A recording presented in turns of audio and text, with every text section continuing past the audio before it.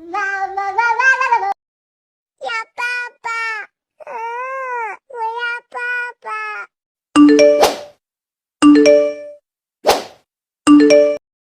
Ya papa.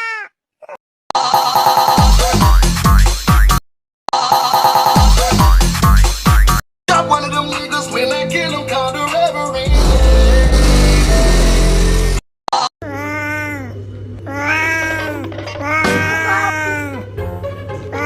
Happy, happy, happy. Happy, happy, happy, happy, happy.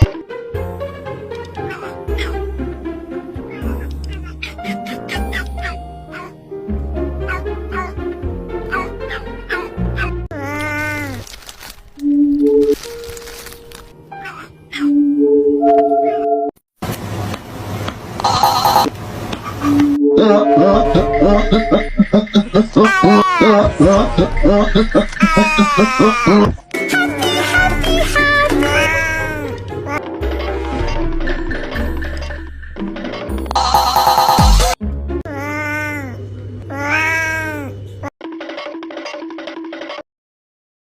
Got one of them niggas when I kill him called the